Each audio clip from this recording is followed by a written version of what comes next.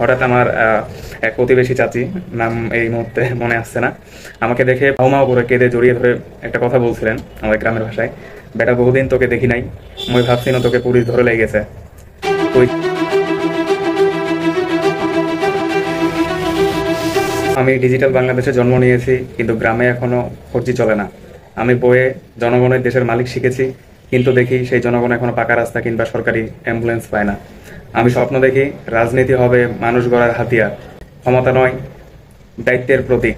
আমি বিশ্বাস করি পরিবর্তন ফেসবুকে নয়, মাঠে ময়দানে মানুষের পাশে দাঁড়িয়ে। রাজনীতি এখন নিষিদ্ধ, কিন্তু মানুষের কষ্ট তো আর বন্ধ হয়নি। নেতা হওয়া মানে ব্যানারে ছবি তোলা না, মানে হলো কারো ঘরে যখন আগুন লাগে তখন পানি নিয়ে এগিয়ে যাওয়া। আমার দল এখন কথা বলতে পারে না, কিন্তু আমার অন্তর এখনো বলে মানুষের পাশে থাকো। পিঠে ধাক্কা লাগলেও পিছিয়ে যাব না। আমি এসেছি জনগণের জন্য, যাব তাদের দোয়া নিয়ে। কেউ বলবে দল করেছো, কেউ বলবে পাগল, কিন্তু আমি বলবো যেখানে মানুষ কাঁদে আমি ওখানেই দাঁড়াবো। কারণ রাজনীতি মানে দায়িত্ব, ভালোবাসা আর দেশের প্রতি ঋণ।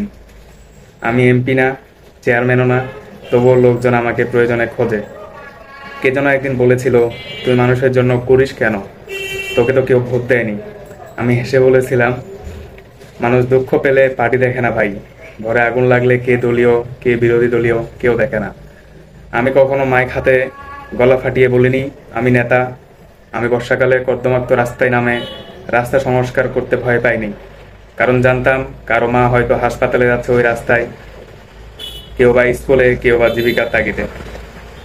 প্রতিটি ঈদে শুধু নিজের জামা কাপড় কিনে নি, এমন অনেক ঘরে উপহার পাঠিয়েছি যেখানে আনন্দ ঢুকতে পারতো না।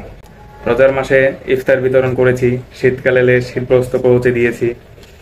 অসহায় কেউ চিকিৎসা করতে পারছে না, কেউ আইনি ঝামেলায়, আমি চেষ্টা করতাম পাশে দাঁড়াতে। হয়তো নিজে সবসময় পারতাম না, কিন্তু সিনিয়র নেতাদের দ্বারে গিয়েছি, বিনা দ্বিধায় বলেছি, স্যার এই মানুষটা আমাদের দায়িত্ব।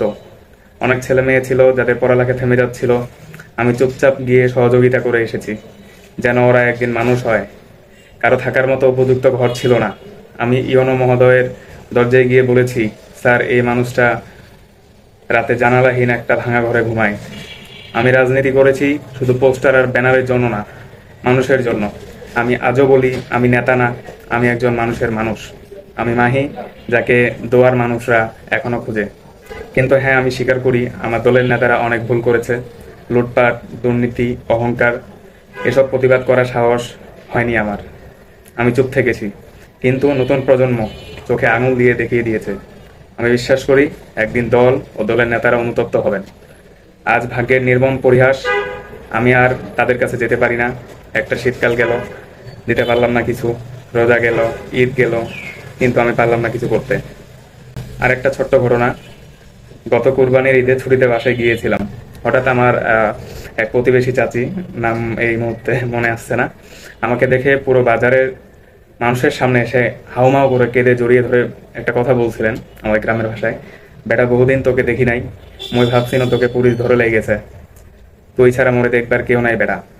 এই কান্না আমার বুকের ভেতর আগুন ধরিয়ে দেয়, আবার শান্তিও দেয়। আমি তো এতটুকুই চাইছিলাম, মানুষ আমাকে ভালোবাসুক, আমাকে নিজের একজন বলে জানুক।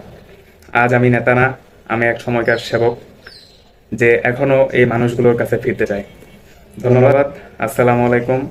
আবারও দেখা হবে অন্য কোনো ভিডিওতে।